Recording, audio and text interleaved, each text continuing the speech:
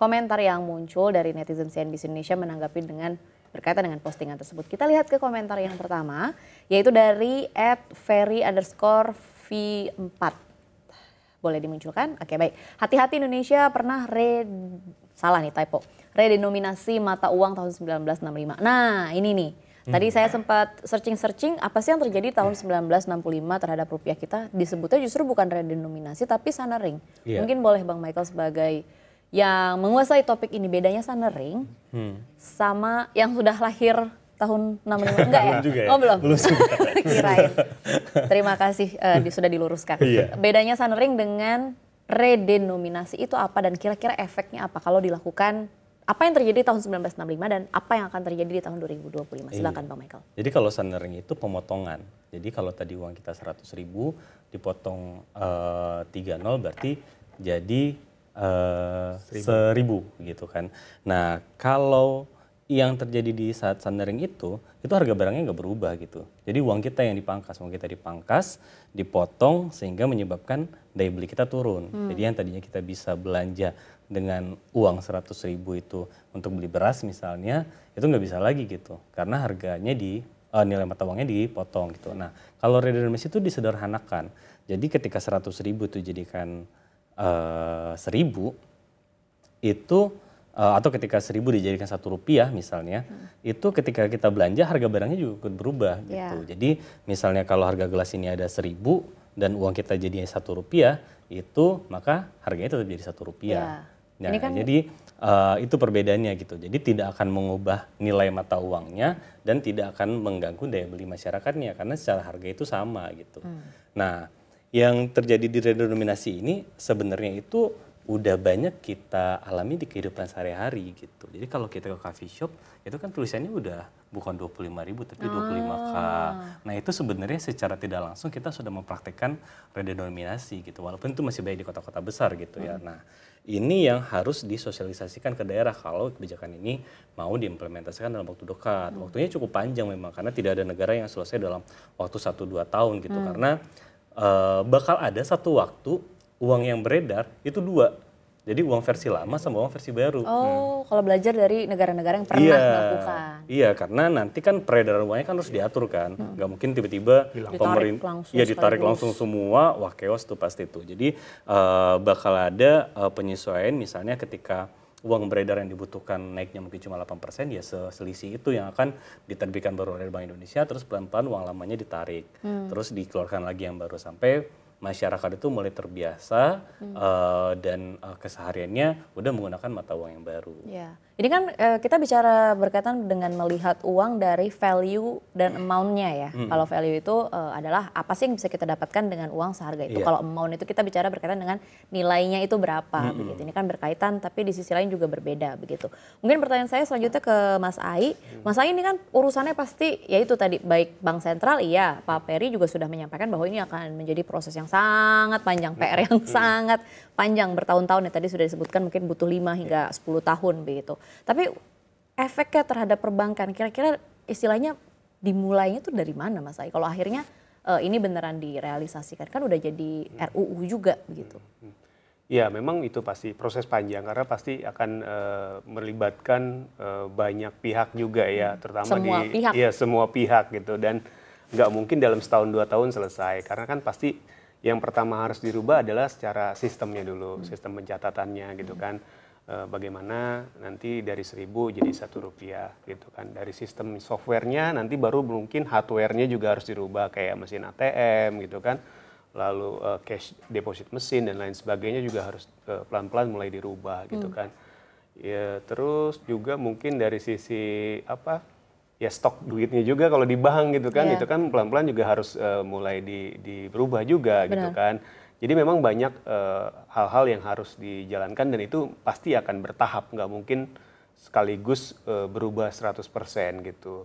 Karena ya cost yang mungkin ditimbulkan dengan perubahan ini juga akan cukup besar gitu, walaupun nanti efek jangka panjangnya akan jauh lebih efisien gitu buat perbankan maupun jasa keuangan lainnya gitu.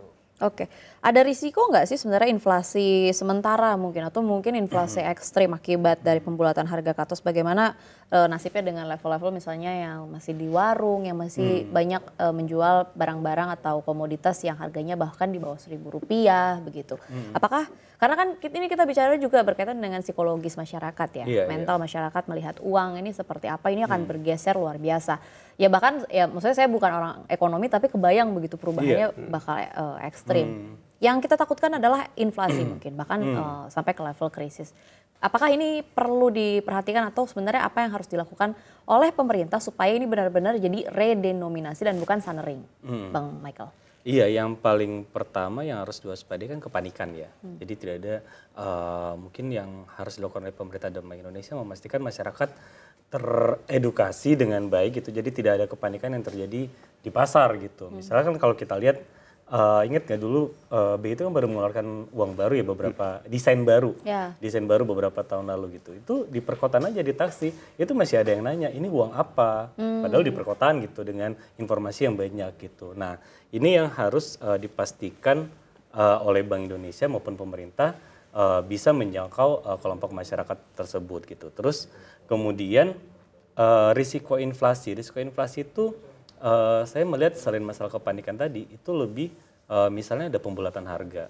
Nah itu kan sering lah ya pedagang gitu ketika harganya mungkin selisih 500 perak atau 100 perak terus dinaikin ke atas gitu. Cuman kembali lagi karena memang secara harga barang itu tidak berubah, sekalipun ada pembulatan ke atas itu juga nggak akan signifikan gitu. Artinya selama tidak ada kepanikan itu bisa terkontrol dengan baik gitu. Jadi nggak usah dikhawatirkan gitu seandainya kalau kita redenominasi itu inflasi akan melonjak, enggak juga gitu. Jadi yang paling penting itu memang edukasi ke publik gitu. Kalau memang ini sebenarnya nggak ada perubahan yang apa-apa dari segi nilai barangnya, terus uangnya. Jadi kalau punya tabungan 100 juta ya tetap nilainya itu 100 juta aja gitu. Cuman nolnya udah dihilangin aja. Jadi membeli barang yang tadinya dengan harga segitu itu masih sama. Berarti kalau punya tabungan 100 juta jadi 100.000. Agak kurang ya. Kebayangnya langsung kayak istilahnya rekening kita direnggut 3 digit di belakangnya begitu kan. Sama satu lagi mungkin yang perlu diperhatikan behavior masyarakat kalau kita memegang digit kecil. Jadi kan kayak Mbak Dina atau Mas Ai kan pernah ke luar negeri kan, sering ke luar negeri. Kita kalau membelanjakan misalnya dolar US itu cenderung lebih banyak. Karena berasa kayak uangnya kecil gitu. 100 nih, harganya mungkin cuma $10 gitu, kecil gitu kan. Kita spend terus gitu. Cuma $5 cuma $5. Nah ini mungkin di kita juga akan ngaruh behaviornya. Jadi ketika merasa uangnya mungkin secara look jadi lebih sedikit, kita bisa spend lebih banyak gitu. Tujuannya untuk mendorong daya beli masyarakat itu tadi. Iya, atau menghabiskan tabungan juga. Jadi deg-degan tadi dengar 100 juta jadi 100.000.